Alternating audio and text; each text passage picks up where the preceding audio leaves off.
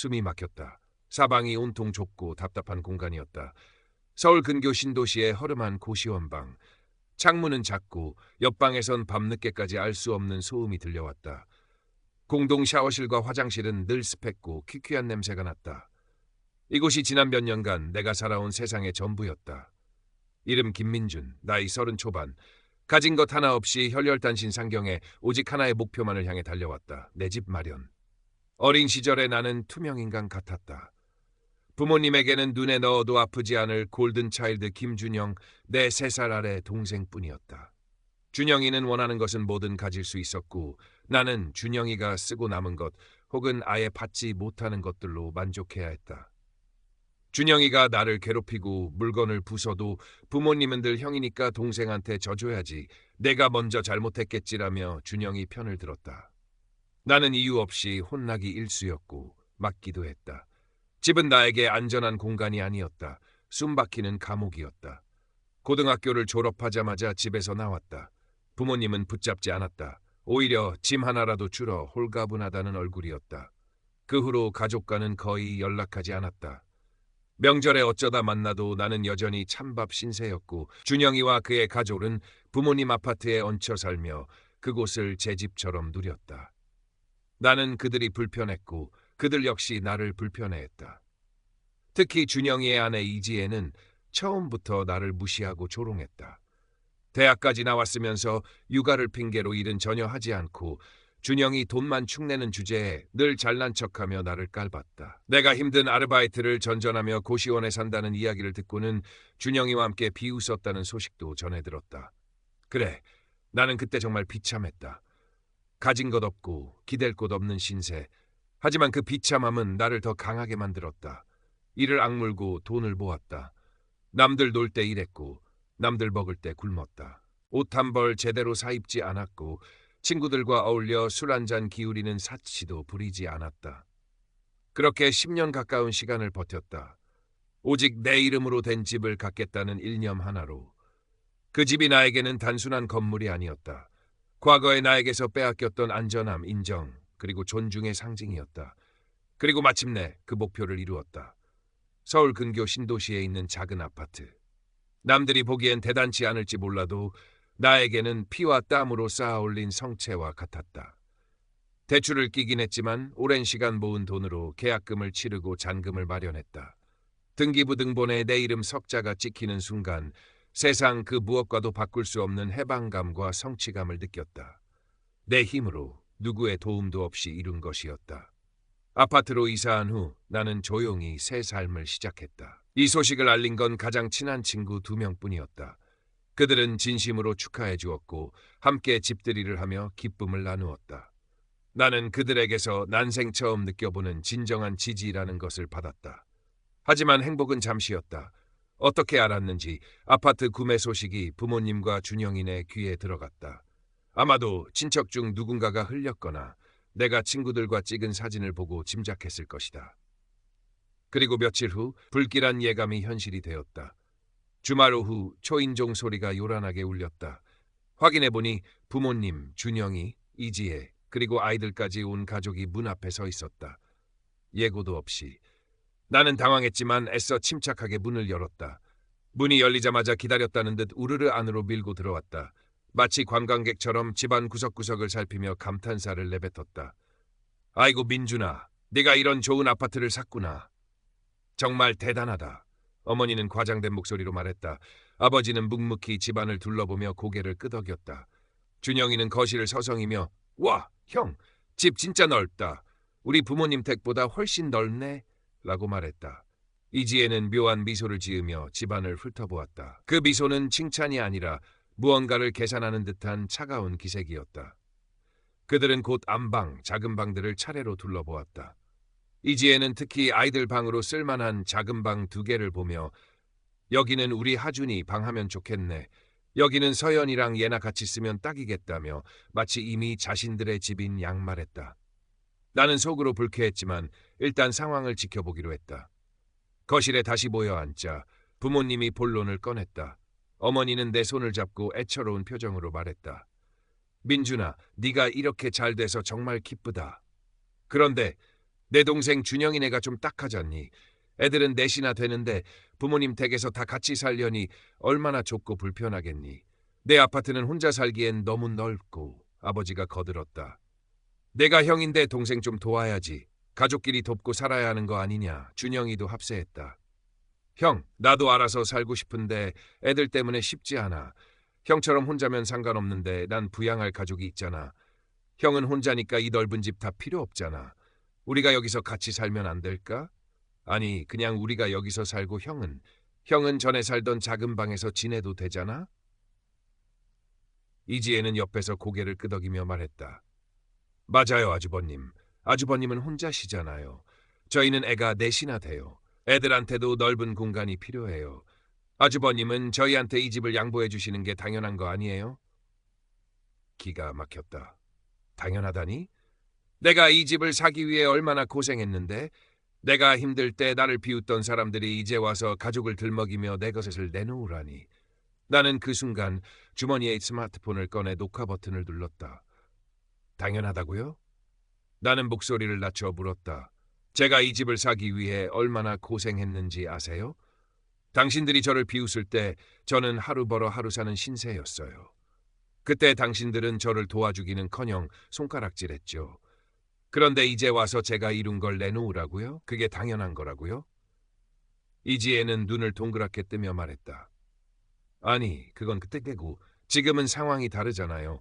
저희는 가족이잖아요. 가족끼리 어려운 일 있으면 돕고 살아야죠. 가족이라고요? 나는 비웃었다. 어릴 때 제가 준영이한테 맞고 부모님께 혼날 때 그때는 왜 제가 가족이 아니었죠? 제가 집에서 쫓겨나다시피 나올 때 그때는 왜 가족으로서 붙잡지 않았죠? 제가 힘들 때 나 몰라라 하다가 이제 와서 제가 잘 되니 가족이라고요? 염치도 없으시네요. 어머니가 당황하며 내 말을 막으려 했다. 민준아, 왜 그래? 옛날 이야기는 왜 꺼내고 그래? 옛날 이야기요? 저한테는 매일 밤 떠오르는 생생한 기억입니다. 나는 자리에서 일어섰다. 분명히 말하죠. 이 집은 제 겁니다. 제가 제 돈으로, 제 노력으로 산 집이에요. 누구에게도 내줄 생각 없습니다. 특히 당신들한테는요. 준영이가 얼굴을 붉혔다. 형, 그렇게까지 말할 거 없어. 우리가 언제 형한테 해코지 했어?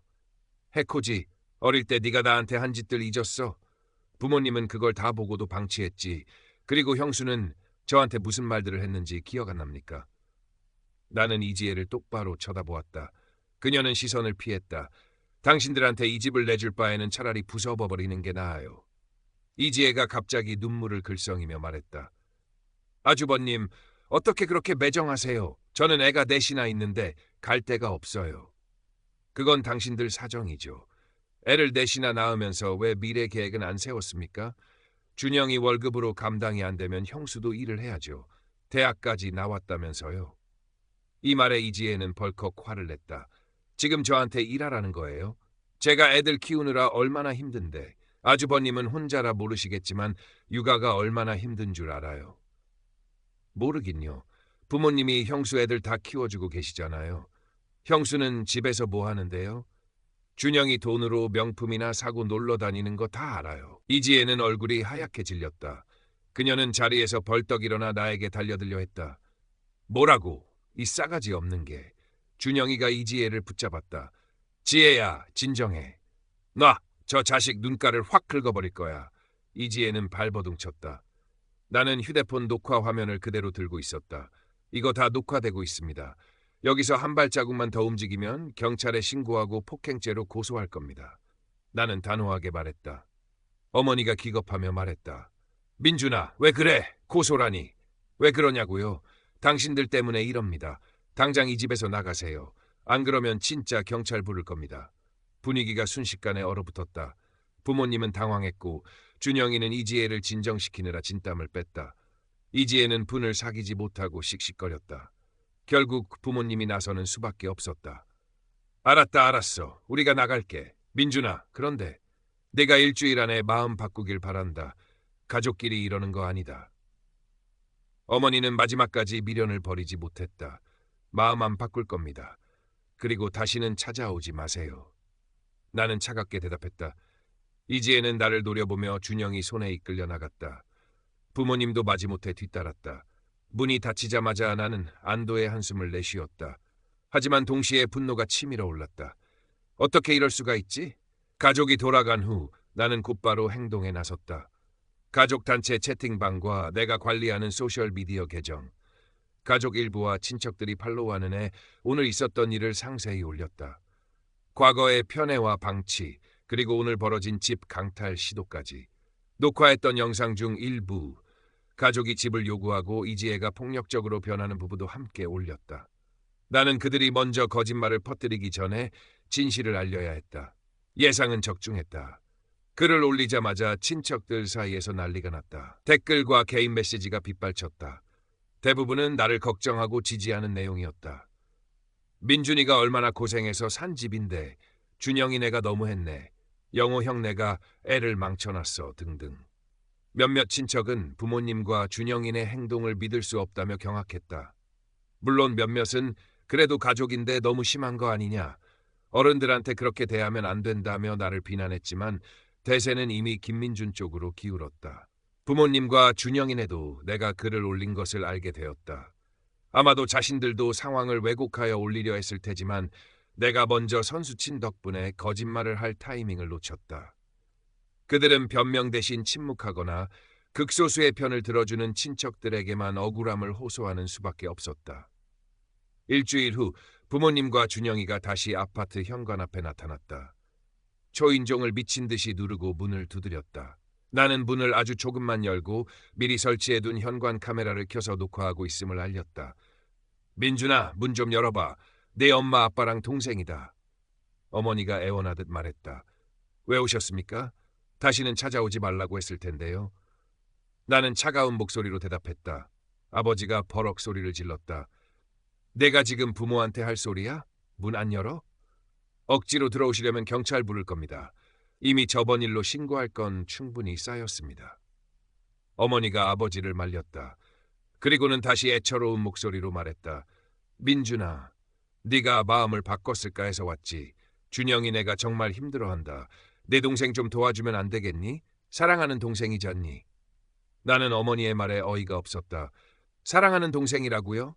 저한테 평생 개차반으로 대하고 부모님은 그걸 부추겼는데 이제 와서 사랑하는 동생이라니 웃기지도 않네요. 당신들은 최악의 부모였고 쟤는 최악의 동생이었습니다. 당장 꺼지세요. 안 그러면 진짜 경찰 부릅니다. 내 예상보다 쉽게 그들은 물러섰다. 어머니는 소리내어 울었고 아버지와 준영이는 나를 노려보며 돌아갔다. 너무 쉽게 물러서는 모습에 오히려 불안했다. 분명 다른 꿍꿍이가 있을 것이다. 그 불안감은 며칠 후 현실이 되었다. 금요일 저녁 퇴근 후 아파트 주차장에 도착한 나는 경악했다. 내 차 옆에 낯선 이삿짐 센터 트럭과 준영이의 승합차가 세워져 있었다. 그리고 내 아파트 현관문 앞에는 준영이와 이지혜, 아이들이 서서 짐을 옮기고 있었다. 준영이는 나를 보더니 씩 웃으며 손을 흔들었다. 나는 차에서 뛰쳐나가 소리쳤다. 뭐 하는 거야? 당장 그만둬! 이지혜가 콧웃음을 치며 다가왔다. 어머, 아주버님 오셨어요? 보시다시피 저희 이사 왔어요. 이제 여기가 저희 집이에요. 무슨 말도 안 되는 소리야. 당장 짐 빼. 이지혜는 고개를 갸웃하며 가증스러운 표정으로 말했다. 왜 이러세요, 아주버님? 어머님이 허락하셨는데 뭘. 아주버님은 어머님 말씀 잘 들으셔야죠. 순간 머리끝까지 피가 솟았다. 어머님이 허락하셨다니. 그녀의 오만하고 뻔뻔한 얼굴을 보니 참을 수가 없었다. 나는 재빨리 차 안으로 들어가 문을 잠그고 경찰에 신고했다. 내가 신고하는 것을 본 이지혜가 내 차 창문을 두드리며 소리 질렀다. 신고하지 마! 당장 끊어! 우리가 이 집이 얼마나 필요한데. 왜 동생 좀 도와주는 게 그렇게 힘들어? 나는 창문을 아주 살짝 열고 소리쳤다. 여치나 먹어. 여긴 내 집이야. 네 집이 아니라고. 계속 신고하면 차 긁어버릴 거야. 그녀가 위협했다. 911 상담원은 이 모든 대화를 듣고 있었다. 긁어봐.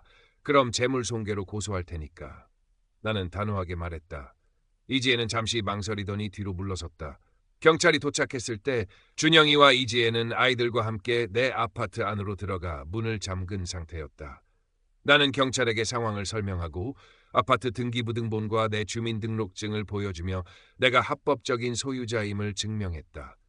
그리고 현관문 앞으로 갔다. 문 앞에는 경악스러운 광경이 펼쳐져 있었다. 원래 도어락이 바닥에 떨어져 있었고 그 옆에는 드릴과 드릴 비트 세트가 놓여 있었다. 그들이 내 도어락을 부수고 침입하려 했다는 명확한 증거였다. 경찰관님, 보세요. 제 도어락을 부수고 강제로 들어간 겁니다. 명백한 주거 침입이고 재물 손괴입니다. 나는 증거들을 가리키며 말했다. 내가 경찰과 이야기하는 사이 부모님도 도착했다. 아마 준영이가 부른 모양이었다. 부모님은 도착하자마자 경찰에게 거짓말을 하기 시작했다. 내가 준영이네에게 아파트를 세 주기로 약속했었다는 것이다. 말도 안 되는 소리입니다. 증명할 수 있는 방법은 많습니다. 나는 부모님의 말을 끊었다. 그때 준영이와 이지혜가 아파트 문을 열고 나왔다. 손에는 종이 몇 장이 들려 있었다. 그들은 마치 자신들이 이겼다는 듯 의기양양한 표정이었다. 그 종이는 가짜 임대 계약서였다. 내 이름과 주소가 적혀 있었지만 내 서명은 없었다. 서명처럼 보이는 무언가가 있었지만 내 필체와는 전혀 달랐다. 아마 내 서명을 본 적도 없을 테니 얼마나 멍청한 짓인가. 경찰관님 보세요. 이 계약서는 위조입니다. 제 서명이 아니에요. 명백한 사문서 위조이자 사기입니다. 나는 계약서를 가리키며 말했다. 이걸로 고소하면 준영이는 직장도 잃을 수 있을 겁니다. 그리고 형수님, 작년에 저한테 폭행한 거 기억나세요? 그것도 증거 있습니다. 오늘 주거 침입 시도까지 더하면 감당하실 수 있겠어요? 준영이는 내 말에 얼굴이 창백해졌다. 하지만 어머니가 내 앞을 가로막으며 소리쳤다. 민준아, 왜 이렇게까지 해? 동생 좀 도와주면 안 돼.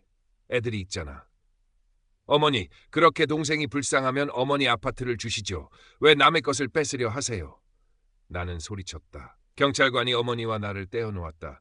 당장 모두 나가세요. 안 나가면 사문서 위조, 주거 침입, 재물 손괴, 폭행까지 다 고소할 겁니다.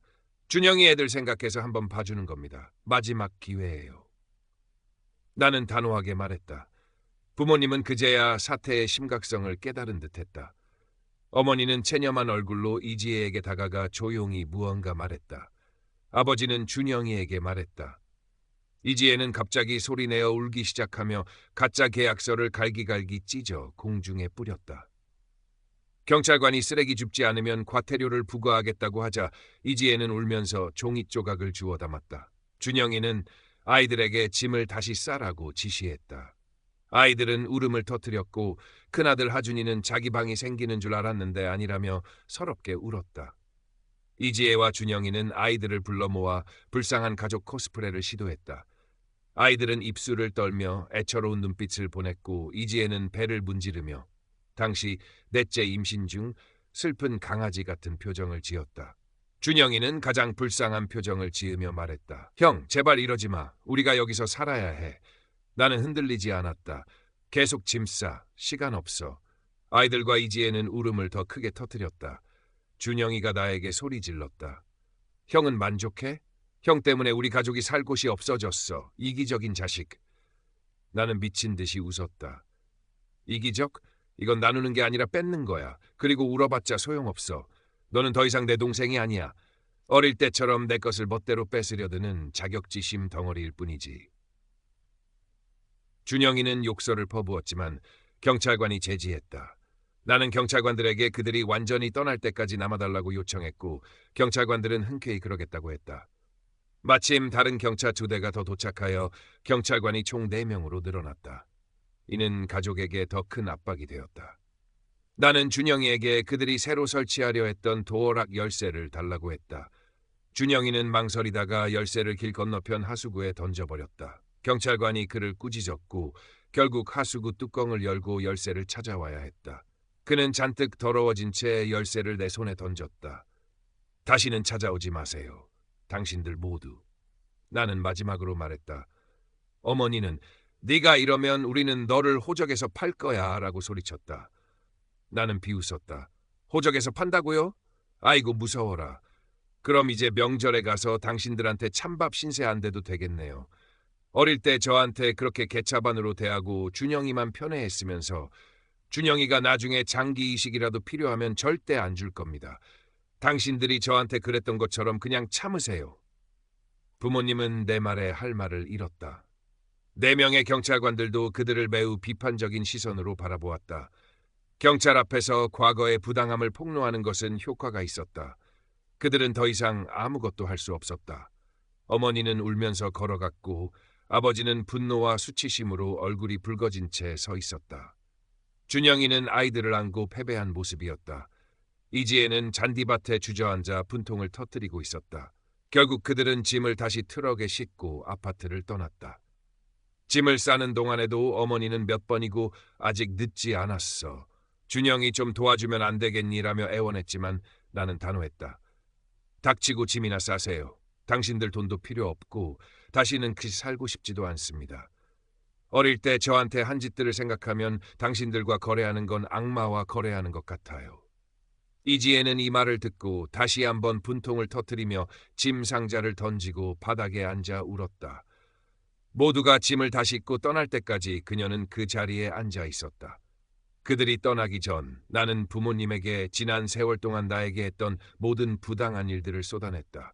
경찰관들이 보는 앞에서 그들은 아무 말도 못하고 서서 내 말을 들을 수밖에 없었다. 내가 노숙자처럼 살 때 도와달라고 했을 때 나를 비웃고 돈을 요구했던 일, 준영이와 이지혜가 나를 조롱할 때 방치했던 일들을 하나하나 언급했다. 제가 뭘 그렇게 잘못했습니까? 태어난 게 죄입니까? 제가 겨우 자리 잡고 성공하니까 그걸 뺏어서 편애하는 아들한테 주려 하다니. 당신들은 저를 돈줄이나 발판으로 밖에 생각 안 하잖아요. 나는 부모님을 몰아붙였다. 대체 무슨 생각으로 자신들이 좋은 부모라고 생각하는 겁니까? 아버지는 수치심으로 얼굴이 벌겋게 달아올랐고 어머니는 자신이 끔찍한 사람이라며 울었다. 나는 네, 어머니는 끔찍한 사람입니다. 당신들 모두요. 아마 지옥에 갈 겁니다. 라고 말했다. 그들은 자신들이 끔찍한 인간임을 알고 있었다. 하지만 사적인 자리였다면 절대 인정하지 않았을 것이다. 경찰 앞에서 체면이 구겨지고 나서야 비로소 조금이나마 자신의 잘못을 직면한 것이다. 어머니는 아버지 품에 얼굴을 묻고 울었고 아버지는 내가 본 모습 중 가장 초라해 보였다. 준영이네는 나를 피하며 짐을 모두 실었다. 다행히 내 물건 중 도난당하거나 훼손된 것은 없었다. 아파트에 가구가 거의 없었기에 오히려 짐 빼는 것이 수월했다. 그들이 차를 타고 떠날 때 이지혜는 차창 밖으로 나를 노려보며 아기에 찬 표정을 지었다. 그들이 모두 떠나자마자 나는 다시 온라인에 접속하여 오늘 있었던 일을 모두 공유했다. 부모님은 이번에는 변명조차 하지 못할 정도로 망신을 당했다. 이 사건 이후 친척들의 지지는 압도적으로 나에게 쏠렸다. 과거 부모님 편을 들었던 일부 친척들조차 나에게 사과하며 지지 의사를 밝혔다. 그들은 더 이상 부모님과 준영이네의 동생을 위해서 그랬다는 말을 믿지 않았다. 나는 그의 크리스마스 이브에 아파트에서 확장 가족 절반을 초대하여 파티를 열었다. 부모님과 준영이는 초대하지 않았다. 친척들은 멀리서도 찾아와 나를 응원해 주었고 내가 혼자 힘으로 아파트를 마련한 것을 칭찬했다. 과거 내가 왜 캠핑카에서 그렇게 오래 살았는지, 왜 고향으로 돌아가지 않았는지 물었고 나는 이 지역에 대한 애착과 일자리 문제 때문이었다고 솔직히 말했다. 그들은 이해해 주었다. 파티는 정말 즐거웠다. 몇 년 만에 느껴보는 진정한 행복이었다. 친척들은 내가 부모님보다 훨씬 좋은 집주인이라고 칭찬했고 내년 크리스마스에도 다시 모이기로 약속했다. 크리스마스 이후 이지혜는 더 이상 나를 겨냥한 비방글을 올리지 않았다. 과거 글들도 모두 삭제했다. 하지만 새해가 밝자마자 그녀는 새로운 불평글을 올렸다. 부모님에게 나처럼 캠핑카를 사서 마당에 놓고 거기서 지내고 아파트를 준영이네에게 통째로 달라고 설득하려 했다는 내용이었다. 남에게 당했던 일을 그대로 돌려주려 하다니 정말 뻔뻔했다. 당연히 부모님은 격렬하게 반대했다고 한다. 자신들의 집에서 쫓겨날 수는 없었겠지. 이 글도 며칠 만에 삭제되었고 그 이후 이지혜는 거의 글을 올리지 않았다. 아무도 들어주지 않는 곳에 불평하는 것은 의미가 없다는 것을 깨달은 모양이었다. 준영이는 혼자 힘으로는 당분간 아파트를 구할 형편이 되지 못했다. 그 후로 한동안 평화로운 시간이 이어졌다. 나는 친구들을 불러 아파트에서 포커 게임을 하거나 편하게 맥주를 마시며 시간을 보냈다. 포커는 여전히 못했지만 친구들과 함께하는 시간은 즐거웠다. 몇 년간의 고생 끝에 얻은 안정과 평화였다. 여름쯤에는 연애도 해볼까 생각했다. 나이도 있는데 혼자 살 수는 없지 않겠나. 아파트를 구매한 지 반년 정도 지났을 무렵 부모님이 나에게 연락해왔다. 소셜미디어를 통해서였다. 공공장소에서 만나자는 제안이었다. 함정일 수 있었지만 나는 두렵지 않았다. 오히려 그들이 무슨 꿍꿍일지 궁금했다. 이제 그들은 나를 함부로 대할 수 없다는 것을 알았을 테니. 나는 집 근처 패밀리 레스토랑을 선택했고 그곳에서 부모님과 준영이를 만났다. 준영이는 거의 말을 하지 않았다. 어색한 인사를 나누고 음료를 시킨 후 바로 본론으로 들어갔다. 부모님은 준영이가 아파트를 얻어 분가할 수 있도록 나에게 도와달라고 애원했다. 준영이의 신용 상태가 좋지 않다는 것이었다. 왜 신용이 안 좋겠나? 이지혜가 돈을 물쓰듯 썼으니 당연한 결과였다. 부모님은 나에게 돈을 보태주거나 아니면 아파트 임대 계약에 보증을 서고 월세도 일부 지원하려고 부탁했다. 나는 간단히 안 됩니다라고 대답했다. 그러자 준영이가 분노하며 소리쳤다. 형은 가진 게 많잖아. 나는 부양할 가족이 있다고. 나 좀 도와주면 안 돼? 형은 혼자니까 돈 쓸 데도 없잖아. 나는 비웃었다. 내가 당신들 도움이 필요했을 때 당신들은 어디 있었죠? 아, 맞다. 제가 노숙자 신세로 비참하게 살 때 비웃고 손가락질했죠. 아니면 더 과거로 가볼까요? 제가 어릴 때 당신들이 저한테 어떻게 했는지 이 식당 사람들 다 듣게 이야기해볼까요? 어머니가 기겁하며 내 손을 잡고 말했다. 민준아, 제발 그러지 마. 그런 이야기는 꺼내지 마. 아버지와 준영이는 시선을 피하며 아무 말도 하지 않았다. 과거 같았으면 벌컥 화를 냈을 텐데 경찰 앞에서 망신당한 이후로 많이 달라진 모습이었다. 제가 돈이 많다고 생각하세요? 나는 그들의 얼굴을 보며 물었다. 그들의 표정은 당연히 많겠지라고 말하고 있었다. 제가 그럴 돈이 없다고 하면 믿으시겠어요? 그들은 마치 사슴이 헤드라이트를 본 것처럼 멍한 표정을 지었다. 나는 내가 아파트 계약금을 마련하기 위해 얼마나 극심하게 절약하고 일했는지, 그리고 그 돈 대부분을 계약금으로 썼다는 것을 설명했다. 지금도 매달 버는 돈의 대부분을 대출금과 생활비로 쓰고 남은 아주 적은 돈을 비상금으로 모으고 있다고 말했다. 낡은 차가 고장나거나 아파트에 문제가 생기거나 혹은 예상치 못한 일이 생겼을 때를 대비해야 한다고. 준영이, 당신 연봉이 얼마죠? 나는 준영이에게 물었다. 준영이가 연봉을 말하자 나는 내 연봉보다 조금 더 많다는 것을 지적했다. 보세요. 저보다 더 버네요. 그런데 왜 저는 아파트를 사고 당신은 못 사죠? 저는 수입의 70% 이상이 대출금, 관리비, 생활비로 나가요. 남은 30%도 비상금으로 모아야 하고요. 준영이, 당신은 돈을 어디에 다 쓰는 겁니까? 형수님이 다 쓰는 거 아니에요? 준영이는 할 말을 잃었다. 나는 계속 말했다. 저는 준영이 당신에게 돈을 줄 여유도 없고 당신 때문에 제 비상금을 깨고 싶지도 않아요. 그리고 보증을 서달라뇨? 준영이 씨가 월세를 못 내면 그 돈 제가 다 물어줘야 하는데 제가 왜 그런 위험을 감수합니까? 당신들 부모님도 진작에 준영이 보증 안 서준 이유가 그거 아닙니까? 어머니는 다시 눈물을 터뜨렸다. 나는 그들의 모든 수에 한 발 앞서 있었다.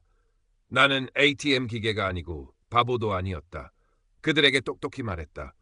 아버지는 평소 같으면 불같이 화를 냈을 텐데 이번에는 아무 말도 하지 않았다. 분노 대신 후회와 패배감이 뒤섞인 표정이었다. 준영이는 자리에서 일어나 시간 낭비였네 라고 말하며 나가려 했다. 어머니는 준영이를 변명하며 붙잡았지만 준영이는 그대로 식당을 나섰다. 나는 만류하지 않았다. 대신 식사라도 하고 가시죠. 제가 살게요 라고 말했다. 그들은 공짜 음식은 거절하지 못했는지 다시 자리에 앉았다. 나는 돈 이야기 대신 다른 시시콜콜한 이야기만 했다. 부모님은 어색해하며 최근 교회에 나가기 시작했다는 이야기를 했다. 나는 잘 됐다고 말했고 그들은 나에게도 같이 가자고 권했다. 나는 정중히 거절했고 그들은 더 이상 강요하지 않았다. 식사를 마친 후 준영이는 테이블에 10,000원짜리 한 장을 놓고 아무 말 없이 나갔다. 어머니는 준영이를 변명했지만 나는 개의치 않았다. 그렇게 그들과 헤어졌다. 생각보다 드라마틱하지는 않았지만 과거보다는 훨씬 나은 상황이었다. 이지혜는 여전히 온라인에서 부모님을 욕하고 있었다. 부모님 댁에서 안방마님 행세를 하지 못하는 것이 불만인 모양이었다. 그녀의 독성이 부모님에게도 통하기 시작한 것 같다. 부모님이 나에게 손 벌릴 정도로 절박해진 것을 보면 말이다. 이지혜는 여전히 부모님에게 캠핑카를 사서 마당에 놓고 살라고 강요했지만 부모님은 단호하게 거절했다고 한다. 이지혜는 여전히 자신과 같은 생각을 가진 카렌 부류의 사람들과 교류하는 듯했다. 가끔 모르는 사람에게서 나에게 연락이 와서 이지혜에게 집을 내놓지 않는다고 욕설을 퍼붓는 일도 있었다. 나는 더 이상 그런 사람들과 싸우지 않았다. 그냥 차단했다. 전화로 괴롭히는 사람도 있었는데 번호를 바꿔가며 계속 전화했다. 아마 크리스마스 때 진정한 가장에게 자리를 양보하라고 했던 그 사람일 것이다. 하지만 나는 그들에게 당신들이 이러는 게 나에게는 그냥 재미있는 구경거리일 뿐이다라고 말해줬고 그 후로 전화가 뜸해졌다. 아파트를 구매한 지 1년이 조금 넘었을 무렵 다시 한번 큰 사건이 터졌다. 이번에는 주로 준영이네에게 일어난 일이었다. 이지혜가 생각보다 훨씬 더 끔찍한 사람이었다는 것이 드러났다. 그녀가 나르시시스트이자 피해자 코스프레의 여왕이라는 것은 알고 있었지만 그녀는 더 깊은 나락으로 떨어졌다. 준영이의 막내 아이가 그의 친자가 아니라는 사실이 밝혀진 것이다. 그렇다. 이지혜는 외도를 저질렀고 그 외도로 아이를 낳았다. 돌이켜보면 전혀 놀라운 일은 아니었다. 몇몇 사람들은 이미 몇 달 전에 이지혜가 외도했을 가능성을 언급하기도 했었다. 외도 사실이 발각된 후 이지혜는 가족에게서 버림받았다. 준영이는 최근 이혼 소송을 마무리했는데 다행히 유책주의 국가라 준영이에게 유리하게 진행되었다. 준영이는 막내 아이의 출생 신고에서 자신의 이름을 빼달라는 소송도 제기하여 승소했다. 부모님 아파트에서 준영이와 이지혜의 삶은 내가 집을 빼앗으려는 시도를 막은 이후 더욱 험난해졌다. 이지혜는 모든 것을 내 탓으로 돌렸다. 내가 엄청난 돈을 가지고 있는데 나누지 않아서, 내가 집을 내놓지 않아서 자신들의 가족이 불행해졌다고 생각했다. 크리스마스 파티에 예고 없이 찾아간 것도, 부모님과 준영이를 시켜 나에게 돈을 요구한 것도 모두 이지혜의 아이디어였다. 그녀는 준영이와 부모님을 자신의 독성으로 완전히 물들여서 그들 역시 모든 것을 내 탓으로 돌리게 만들었다. 하지만 내가 경찰 앞에서 단호하게 맞서고 증거를 들이밀며 법적 조치를 경고하자 부모님과 준영이는 비로소 이지혜에게서 조금씩 벗어나기 시작했다. 이지혜의 몰락은 그때부터 시작되었다. 부모님과 준영이는 내가 크리스마스 파티에 초대하지 않았음에도 이지혜의 끈질긴 설득, 설마 나를 내쫓겠어에 넘어가 찾아갔다가 확장 가족 앞에서 망신만 당했다. 이지혜의 계획은 처참하게 실패했다. 크리스마스 파티에서 확장 가족에게 공개적으로 질책당한 것은 부모님의 체면을 완전히 구겼을 뿐만 아니라 이지혜의 말을 더 이상 듣지 않게 되는 계기가 되었다. 부모님이 교회에 나가기 시작한 것도 어쩌면 내가 지옥 갈 것이라고 말했던 것 때문일지도 모른다. 교회에 나가는 것이 나쁜 생각은 아니지만 그것으로 과거의 잘못이 모두 용서되는 것은 아니라는 것을 깨달아야 했다. 부모님은 준영이 없이 나를 찾아와 진심으로 사과했다. 그들은 자신들의 잘못을 인정했고 변명의 여지가 없다고 말했다. 자신들이 나르시시스트였다는 것도 인정했다. 그리고는 이지혜의 탓을 많이 했다. 이지혜를 쓰레기통에 버리는 격이었지만 이지혜가 그들이 말한 모든 잘못을 저지른 것은 사실이었다. 부모님은 상담도 받고 있었고 가족 상담도 제안했지만 나는 아직 준비가 되지 않아 거절했다. 준영이는 한동안 나에게 직접 사과하지 않았지만 과거 이야기가 나올 때마다 극도로 후회하는 모습을 보였다. 한편 준영이와 이지혜의 결혼 생활은 완전히 박살났다. 나를 희생양, 돈줄로 삼을 수 없게 되고 소셜미디어와 온라인 커뮤니티에서 망신을 당하자 이지혜는 자신의 독성을 준영이와 부모님에게 쏟아내기 시작했다. 그녀의 자격지심과 특권의식이 너무 강렬해서 부모님과 준영이는 비로소 그녀의 실체를 깨닫게 되었다. 이지혜는 계속해서 부모님에게 캠핑카나 RV를 사서 마당에 놓고 살라고 강요했다. 자신들이 아파트를 차지하기 위해서였다. 심지어 부모님이 RV를 사서 노년에는 길 위에서 사는 게 유행이라고 말하기도 했다. 이지혜다운 멍청한 발상이었다. 부모님은 오히려 준영이네에게 캠핑카를 사서 살라고 역제안했다. 이지혜는 자신이 엄마인데 어떻게 그럴 수 있냐며 거부했다. 그녀는 자신이 아이들의 엄마라는 사실을 이용해 모두를 통제하려 했다. 뜻대로 되지 않자 이지혜는 막내 아이를 데리고 며칠간 집을 나가버렸다. 전화는 받았지만 단답형으로 여전히 불평하는 내용이었다. 돌아왔을 때도 아무도 자신의 요구에 굴복하지 않았다는 사실에 더욱 분노했다. 이지혜는 교회에 나가지 않았지만 준영이는 부모님과 함께 교회에 나갔다. 막내 아이는 이지혜가 데리고 있었다. 준영이는 3월에 갑자기 이지혜를 바람난 여자라고 공개적으로 비난했다. 우리는 모두 충격을 받았다. 준영이가 이지혜에게 완전히 잡혀 사는 줄 알았기 때문이다. 하지만 그는 더 이상 호구가 아니었다. 그가 나에게 얼마나 무섭게 대했는지 알 것이다. 이지혜도 예외는 아니었다. 그는 이지혜의 거짓말들을 의심하기 시작했고 몰래 아이들의 유전자 검사를 했다. 새 아이는 준영이의 친자였지만 막내 아이는 아니었다. 준영이와 나는 검은색에 가까운 직모이고 부모님도 마찬가지다. 이지혜도 직모의 어두운 머리색이지만 막내 아이는 머리색이 옅고 곱슬머리였다. 이지혜는 아이가 어려서 그렇다고 했지만 아이 머리색은 변하지 않았다. 그것이 준영이의 가장 큰 단서였다. 준영이는 부모님 앞에서 이지혜에게 유자검사 결과를 들이밀었다. 이지혜는 울면서 실수였다고 했지만 준영이는 더 이상 속지 않았다. 그는 이지혜의 외도에 대한 더 많은 증거를 확보해 두었다. 전화 기록, 문자 메시지, 은행 기록 등 외도 상대가 누구인지도 알아냈다. 그 남자는 머리색이 훨씬 옅고 곱슬머리였다. 이지혜의 외도 증거는 너무나 명백했고 준영이는 이지혜가 외도를 숨기는데 너무 서툴렀다고 말했다. 부모님은 이지혜에게 당장 집에서 나가라고 했다. 그러자 이지혜는 미쳐 날뛰기 시작했다. 처음에는 소리만 지르다가 곧 물리적인 폭력을 행사했다. 어머니가 경찰에 신고했다.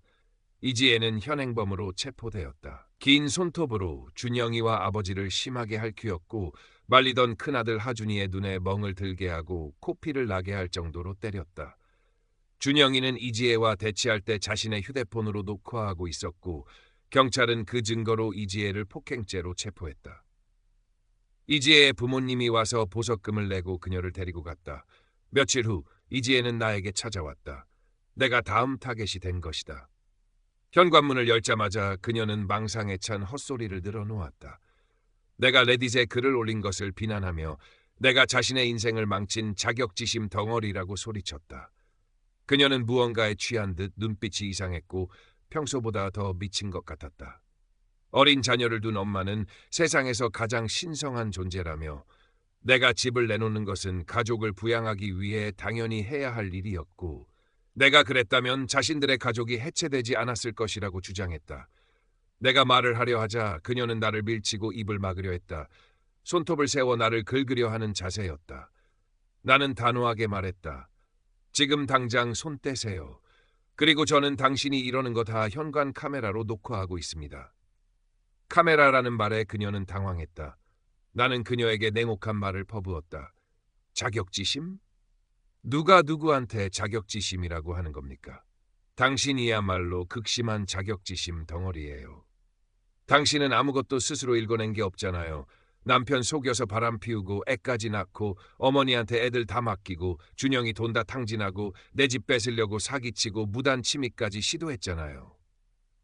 당신은 자격지심 첨배예요. 탐욕스럽고 나르시시즘에 눈이 먼 여자라고요. 당신 잘못을 왜 내 탓으로 돌립니까? 당장 내 집에서 꺼지세요. 다시는 찾아오지 마세요. 내 말에 이지혜는 더 이상 버티지 못하고 뒷걸음질 치며 차에 올라타 황급히 떠났다. 이 사건이 나에게는 마지막 결정타였다. 이지혜가 준영이와 분리된 지금 나는 더 이상 망설일 필요가 없었다. 나는 경찰에 가서 작년에 그녀가 나에게 가한 폭행과 오늘의 괴롭힘에 대해 정식으로 신고했다. 현관 카메라 영상도 증거로 제출했다. 그리고 이지혜에 대한 접근 금지 명령을 신청했다. 그녀가 제정신이 아니라는 것은 명백했기에 접근 금지 명령은 쉽게 받아들여졌다. 이지혜는 그 후로 나에 대한 소셜미디어 글을 올리지 않았다. 아마 자신의 프로필을 비공개로 전환했을 것이다. 그녀의 남타. 배가 이제야 항해를 멈췄기를 바랄 뿐이다. 어쨌든 그녀는 나를 더 이상 괴롭히지 않았다. 이지혜는 이혼 소송 중에도 불륜 상대와 만났다. 그때는 그 남자가 어떤 사람인지 몰랐지만 남의 가정을 파괴하고 아이까지 낳는 사람이라면 도덕성이 바닥일 것이라고 짐작했다. 이혼 소송이 진행되면서 이지혜는 준영이가 더 이상 자신에게 원하는 삶을 제공할 남자가 아니라고 말했다. 그녀는 자신이 트로피 와이프 수준이며 부유한 남자를 만나야 한다고 생각했다. 준영이는 그녀의 말에 마치 나처럼 미친 듯이 웃었다고 한다. 그녀는 트로피 와이프가 될 만큼 매력적이지도 않고 다른 단점도 많다고 지적했다. 이지혜는 이 말에 굴욕감을 느끼고 아이처럼 도망쳤다고 한다. 이지혜는 부모님과 살게 되면서 부모님의 가업을 돕게 되었다. 준영이가 더 이상 그녀에게 돈을 주지 않았기 때문이다. 그녀는 준영이가 주었던 신용카드를 이미 한도까지 다 쓴 상태였다. 이지혜는 대학까지 나왔는데 부모님 밑에서 일해야 한다고 불평했지만 범죄 기록과 10년 넘는 경력 단절을 생각하면 그녀를 받아줄 곳은 부모님밖에 없었을 것이다. 준영이에게 듣기로는 이지혜의 부모님도 딸에게 매우 실망했다고 한다. 하지만 그건 소문일 뿐 그들 역시 이지혜만큼 나쁠 수도 있다. 이혼 소송은 빠르게 진행되었다. 이지혜는 외도, 폭력, 무책임함 등 불리한 증거가 너무 많았고 유책주의 국가였기에 이혼에서 얻어낸 것이 거의 없었다. 원하는 것을 얻을 기회를 완전히 날려버린 것이다. 준영이에게 들은 이혼 소송의 마지막 부분이다. 준영이의 변호사는 가능한 한 빨리 이혼 절차를 마무리하기 위해 노력했지만 그만큼 비용이 많이 들었다고 한다. 구체적인 금액은 나에게 말해주지 않았다. 이지혜는 재정적으로 궁지에 몰렸다. 궁지에 몰린 짐승이 어떻게 되는지는 다들 알 것이다. 그녀는 발버둥 쳤지만 법은 그녀 편이 아니었고 재정 상태도 바닥이었다. 이지혜의 부모님이 변호사 비용을 대주었지만 실력 있는 변호사는 아니었던 모양이다. 더 황당한 것은 이지혜가 자신의 불륜 상대를 이혼 법정의 증인으로 데리고 왔다는 것이다. 그 남자는 정말 희한한 사람이었다. 번지르르한 말솜씨와 매력적인 미소를 무기로 삼으려 했다. 그는 이지혜가 무능한 남편 때문에 고통받았기에 다른 남자의 품을 찾을 수밖에 없었다고 주장했다. 자신이 이지혜와의 사이에서 낳은 아이에 대해 책임을 질 준비가 되어 있지만 이지혜는 자신과 아이를 부양하기 위해 양육비와 위자료가 필요하다고 말했다. 당시 준영이가 아이의 출생신고에 아버지로 등록되어 있었기에 양육비 지급 의무가 있다고 주장했다. 준영이는 그 남자가 어려운 단어를 쓰고 매력적인 미소를 지었지만 정말 특별하게 멍청한 부류의 인간 같았다고 말했다. 준영이 입에서 그런 말이 나온다는 것은 정말 심각하다는 뜻이었다. 판사 역시 전혀 흔들리지 않았다. 판사는 번지르르한 말솜씨의 그 남자에게 자신이 낳은 아이에게 책임을 질 준비가 되어 있다고 말하면서도 자신이 파괴한 남자의 돈을 요구하는 것은 위선적이라고 일침을 가했다. 그 말에 그는 입을 다물었다. 준영이는 이지혜의 불륜 상대를 정조 침해로 고소할 준비도 했었다. 하지만 결국 무산되었다. 아마 외도가 시작되기 전에 이지혜가 준영이를 얼마나 사랑했는지 증명해야 했기 때문일 것이다. 이지혜의 실체가 드러난 후 우리는 그녀가 준영이를 정말 사랑했는지 아니면 단순히 돈줄로 여겼는지조차 확신할 수 없게 되었다. 누군가 이지혜가 일을 하지 않으려고 계속 아이를 낳았을 것이라고 말했는데 그 말이 맞았을지도 모른다. 어쨌든 이지혜는 이혼 소송을 질질 끌려고 했지만 준영이의 변호사와 판사 덕분에 길게 끌지는 못했다. 준영이는 운이 좋았는지 이혼 소송에서 바람핀 사람에게 가장 가혹한 판사를 만난 것 같다고 했다. 우리가 이지혜에 대해 가지고 있던 모든 증거 덕분에 그녀는 피해자 코스프레를 할 수 없었고 결국 본색을 드러냈다. 법원은 준영이와 내가 제출한 모든 기록, 경찰 보고서, 사진, 녹취록을 통해 이지혜가 폭력적인 나르시시스트임을 증명했다. 이지혜 앞에는 거대한 산이 놓여 있었고 그녀는 그 산을 넘거나 돌아갈 방법이 없었다. 그녀는 산에 맞서 싸우려 했지만 그곳은 산사태가 일어나기 딱 좋은 곳이었다. 결국 이혼 소송은 이지혜가 빨리 끝내기 위해 합의를 제안하며 마무리되었다. 준영이는 신용카드 부채의 4분의 3을 떠안는 대신 불륜으로 태어난 아이의 출생신고에서 이름을 빼고 이지혜는 자녀 양육권 일부만 가지고 위자료는 받지 못하는 대신 대부분의 신용카드 부채를 면제받았다. 이지혜가 부모님 밑에서 일하게 되면서 자신의 수입이 생겼으니 그 돈으로 남은 부채를 갚아야 했다. 이지혜는 다른 아이들을 원할 때마다 거의 볼 수 있고 주말에 데리고 갈 수도 있게 되었지만 아이들을 보러 오는 시도가 거의 없었다. 패스트푸드점에서 몇 번 밥을 사준 적은 있지만 아이들을 집으로 데려간 적은 없었다. 아이들은 학교에 다니게 되면서 이지혜가 아이들을 볼 기회는 더욱 줄어들었다. 이지혜의 부모님도 손주들을 보고 싶어 할 텐데 준영이에게 연락한 적이 없다. 그들은 그전에도 준영이 아이들에게 거의 관심이 없었는데 이제는 아예 보지 않을지도 모른다. 그들은 아이들을 싫어하는 걸까? 준영이조차 알 수 없지만 이지혜의 부모님은 자신에게 늘 무관심했다고 말했다. 준영이는 이지혜를 정말 많이 사랑했다. 그래서 그녀의 외도는 그에게 큰 충격이었고 술에 의지하게 만들었다. 이지혜와 대치하던 밤 준영이는 술에 취해 위스키병을 들고 얼굴에 상처와 밴드를 붙인 채 나에게 찾아왔다. 아직 완전히 취하지는 않았지만 처음 그의 모습을 보고 기겁했다. 그리고는 음주운전을 했다고 그를 꾸짖었다.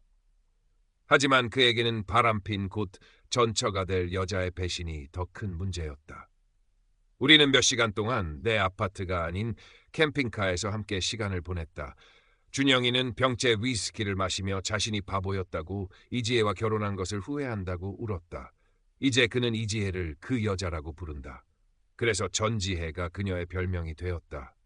아이러니하게도 그날 밤은 지난 15년 동안 준영이와 내가 가장 깊이 교감한 시간이었다.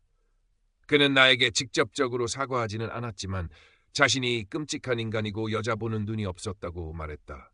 그리고 나는 적어도 자신과 같은 실수는 하지 않았다고 했다. 나에게 온갖 못된 짓을 했지만 그는 여전히 내 동생이었고 나는 그가 술 취한 채 운전하게 둘 수 없었다. 나는 그의 차 열쇠를 빼앗고 캠핑카 벙커 침대를 정리해 그가 하룻밤 자고 가도록 했다. 나는 아파트 방을 새놓았으니 준영이를 아파트 안에서 재울 수는 없었다. 그는 운전할 상태가 아니었고 택시를 탔다면 돈도 들고 다음날 차를 가지러 와야 했다. 그는 우울하고 울적한 상태였고 부모님이나 아이들에게 그런 모습을 보이고 싶어 하지 않았다. 솔직히 나는 그가 혼자 두면 무슨 미친 짓이라도 할까봐 걱정되었다. 그래서 캠핑카에서 자게 하는 것이 최선이었다. 이지혜가 그를 망쳐놓았다고 해서 내가 갑자기 그를 믿게 된 것은 아니었다. 그러니 캠핑카에서 술 깨는 것이 그에게도 더 나았다. 우리는 캠핑카 안에서 게임을 하고 휴대용 DVD 플레이어로 영화를 보며 시간을 보냈다. 포커는 둘이 하니 재미없었고 구닥다리 카드 게임은 지루했다. 다행히 우노 카드와 오래된 펜페 70 게임이 있었는데 준영이는 그것들을 좋아했다. 위스키가 떨어져 잠들기 전까지 그를 정신없게 만들기에 충분했다. 그는 결국 양동이의 토를 많이 했지만 캠핑카에서 자는 것에 반대하지 않았다. 오히려 신기해했다. 준영이는 내가 캠핑카에서 어떻게 그렇게 오래 살았는지 궁금해하며 여러 가지를 물었고 나는 그가 정신없도록 모든 질문에 대답해 주었다. 나도 다음 날 일찍 일어나야 했기에 잠자리에 들었다. 준영이가 잠든 것을 확인하고 캠핑카 주방 조리대에 이브프로펜 병과 에너지 드링크 그리고 차 열쇠와 뒷마당 게이트로 나가라는 쪽지를 남겨두었다. 그는 다음 날 오후 1시 30분쯤 조용히 나갔다. 전지혜가 쫓겨난 지 한 달쯤 후 준영이가 나에게 캠핑카를 빌려달라고 찾아왔다. 캠핑카에서 자는 것이 생각보다 편했거나 좋았던 모양이었다. 그는 자존심 때문에 진작 부탁하지 못했다고 솔직히 말했다. 하지만 곧 전처가 될 이지혜가 집에서 나갔으니 자신의 방을 큰아들에게 주기로 결정했다는 것이다. 그는 딸 둘과 아들 하나가 있는데 아들이 가장 큰 아들로 8살이었다. 그 전까지 아이들은 모두 한 방을 썼고 큰아들은 여동생들을 피해 소파에서 자는 경우가 많았다. 불쌍한 아이가 자기 방을 얼마나 간절히 원했는지 나는 알고 있었다. 그래서 준영이는 아버지로서 더 나은 결정을 내리고 아들이 자기 방을 가질 수 있도록 나에게 캠핑카를 빌려달라고 부탁하러 온 것이었다. 돈이 있었다면 자기 캠핑카를 샀을 것이고 나에게 의지하지 않았을 것이라고 말했다. 나는 아직 캠핑카로 캠핑을 가본 적도 없었지만 좋은 일에 쓰이게 되는 것이라 마음이 움직였다. 그리고 그는 나중에 자기 캠핑카를 사겠다고 약속했다. 나는 캠핑카 사용료를 받지 않았다. 준영이는 이혼과 전지혜 때문에 재정적으로 이미 구멍이 큰 상태였다. 그리고 나는 최근 가족에게 앙심을 품지 않는 것이 더 좋은 결과를 가져온다는 것을 배웠다. 나는 캠핑카를 부모님 댁 마당에 옮겨 놓았다. 아버지는 준영이가 냉난방을 사용할 수 있도록 30A 차단기를 설치해 주었다. 캠핑카가 그립기는 했다. 오랫동안 그곳에서 살았으니 마치 내 몸의 일부 같았다. 하지만 내가 캠핑카를 빌려준 유일한 이유는 준영이의 아이들 때문이었다. 내가 부모님이나 준영이에게 아직도 무언가를 해주는 유일한 이유도 그 아이들과 정이 들었기 때문이다. 캠핑카를 한동안 돌려받지 못할 것이고 빌려줄 때와 같은 상태가 아닐 가능성도 높다는 것을 알고 있었다. 하지만 준영이와 부모님에게 캠핑카에 어떤 손상이 발생하든 그리고 유지보수수 비용까지 모두 그들이 책임져야 한다고 경고했다. 캠핑카를 빌려주기 전 내부와 외부 사진과 영상을 시간 기록과 함께 많이 찍어두었다. 준영이도 내 조건에 동의하는 영상을 함께 찍었다. 그것이 계약서나 마찬가지였다. 이혼으로 인한 재정적 손실 때문에 준영이는 몇 년 안에 자기 집을 마련하기는 어려울 것이다. 하지만 그는 캠핑카에서 사는 것에 불만이 없는 듯했다. 실제로 마음에 드는지 아니면 그냥 괜찮은 척하는지는 알 수 없지만 말이다. 어쩌면 어릴 때 나와 함께 만들었던 뒷마당 아지트를 떠올리게 해서 좋아할지도 모른다. 어쨌든 그는 지금 캠핑카에서 살고 있다. 확장 가족들도 내가 캠핑카를 빌려준 것에 대해 칭찬을 많이 했다. 이제 많은 친척들이 나를 준영이가 받을 자격이 없는 좋은 형이라고 부른다. 어쨌든 전지혜가 사라진 것이 가족 전체 관계 개선에 큰 첫걸음이 된 것 같다. 나는 여전히 평생 나에게 못되게 군 준영이와 부모님에게 큰 애착은 없다. 하지만 준영이 아이들이 고통받게 하지는 않을 것이다. 아이들은 나에게 정말 많이 마음을 열었다. 내가 찾아가거나 아이들이 나를 방문할 때 진심으로 반가워한다. 몇 번은 아이들을 돌봐주기도 했다. 이제 엄마의 독성 없이 지내니 아이들이 훨씬 더 착해졌다. 나에게도 특히 더 잘 따른다. 이제야 비로소 삼촌 노릇을 즐기게 된 것 같다. 어머니는 여전히 조카들 육아의 대부분을 맡고 있으며 나의 비위를 맞추기 위해 가능한 한 친절하게 행동하고 있다. 아버지는 나를 대할 때마다 매우 패배적인 모습을 보인다. 그 외에는 묵묵히 조용하거나 그냥 친절하지만 나에게 말을 많이 걸지는 않는다. 하지만 그전보다는 훨씬 나아진 모습이다. 나는 여전히 경계를 늦추지 않고 있다. 부모님은 전지혜가 사라진 것에 대해 더 행복해하는 것 같고 자신들이 이지혜에게서 무엇을 보고 그랬는지 모르겠다고 자주 말한다. 특히 어머니는 이지혜와 누가 집안의 엄마 역할을 할 것인지를 두고 오랫동안 충돌했기에 더욱 그렇다. 이제 마지막 부분이다.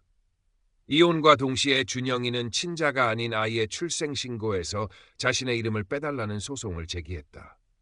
그 여자 자네는 당연히 바꾸고 싶어 하지 않았다. 그래야 준영이에게서 양육비를 계속 받을 수 있었기 때문이다. 하지만 법원에서 아이의 친아버지로 지목된 남자에게 친자 확인 검사를 명령했다. 만약 그 남자도 친부가 아니라면 웃기겠다 싶었는데 결국 그 남자가 친부로 밝혀졌다. 준영이의 변호사와 전지혜의 변호사가 긴 이야기를 나누었다. 전지혜는 더 이상 버틸 힘이 없었고 준영이는 그녀의 상황을 더 나쁘게 만들 준비가 되어 있었다.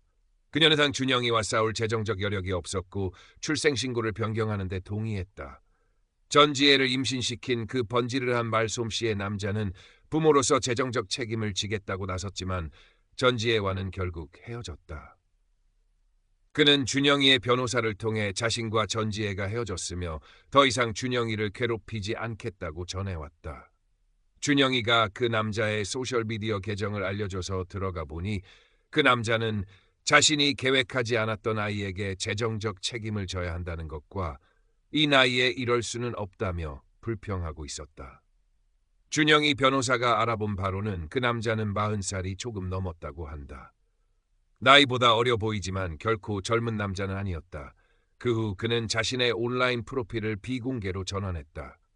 전지에도 오래전에 비공개로 전환했기에 더 이상 줄 정보는 없다. 이것이 끝일지도 모른다. 전지에는 우리 삶에서 완전히 사라졌다. 부모님과 준영이는 마침내 더 나은 사람이 되기 위해 진심으로 노력하고 있다.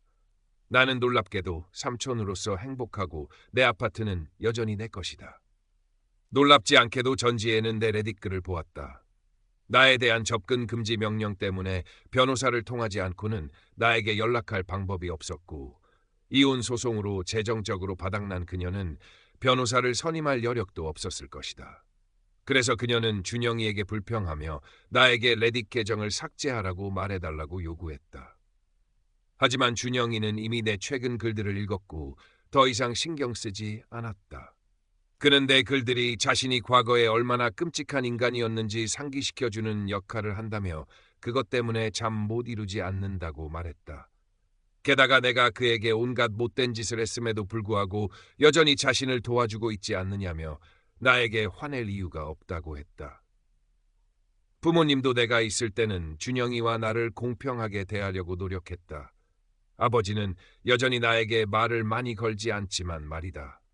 누군가 오랜 세월 동안 나를 준영이와 반대로 대했으니 이제 와서 어떻게 나에게 다가가야 할지 모르는 것일 수 있다고 했는데 그 말이 맞는 것 같다. 나는 지금 아버지의 모습도 나쁘지 않다. 어머니는 내 앞에서 사소한 일에도 계속 미안하다고 말하는 버릇이 생겼다. 준영이에게 듣기로는 어머니와 아버지가 확장 가족들과 상담사에게서 많은 질책을 받았고 그래서 어머니는 모든 일에 대해 사과해야 한다고 느끼는 것 같다고 했다. 이는 과거 그들이 나를 대했던 방식과는 극명한 대조를 이룬다. 전지애가 준영이가 내 캠핑카를 빌려 큰아들이 자신의 방을 갖게 된 것에 대해 어떻게 생각했는지 전에는 이야기하지 않았다. 전형적인 일진처럼 그녀는 준영이를 깔보고 비웃었다. 이제 노숙자처럼 산다는 것이었다. 하지만 준영이는 그 모든 비난을 아무렇지 않게 받아넘겼다. 그녀가 정확히 이렇게 반응할 줄 알았고 더 이상 신경 쓰지 않는다고 했다. 그녀는 준영이에게 있어서 거의 죽은 사람이나 마찬가지였고 그녀의 모욕은 귀에 들어오지 않았다. 그리고는 그녀에게 말했다. 자신은 아이들 때문에 캠핑카에서 사는 것이라고. 아들이 자기 방을 가질 수 있도록 자신을 희생한 것이라고. 아이들의 엄마이면서도 결코 아이들을 먼저 생각하지 않았던 전처와는 다르다고. 그러면서 그녀에게 물었다. 그런 식으로 사는 게 잘 되고 있냐? 물론 이것은 이혼 초기였다. 그녀의 반응은 모두 짐작할 수 있을 것이다. 준영이는 전지애가 내 최근 글들 때문에 꽤 분노했지만 아무도 그녀를 대신해서 나에게 글을 내려달라고 연락하지는 않았다고 했다. 그래서 그녀는 자업자득으로 얻은 수치심을 안고 살 수밖에 없었다. 그녀는 최근 준영이에게 좀 더 친절하게 행동하려 노력하고 있다. 부모님과 사는 것이 생각보다 좋지 않은 모양이다. 준영이는 아이들의 엄마로서 만날 때만 그녀를 용납할 뿐 그 이상은 아니다. 그는 절대 그녀에게 돌아가지 않을 것이다. 그는 나에게 더 이상 그녀를 예전처럼 볼 수 없고 그녀를 생각하는 것만으로도 감정이 식는다고 말했다. 그러니 전지혜에게 화해할 기회는 거의 없다. 전지혜의 불륜 상대에 대한 새로운 정보는 없다. 그의 소셜미디어는 여전히 비공개 상태다. 전지혜도 마찬가지고 내가 그들의 글을 읽을 가능성이 있는 한 계속 그럴 것이다. 지난 첫날 밤 아주 이른 아침에 또 무슨 일이 일어났다.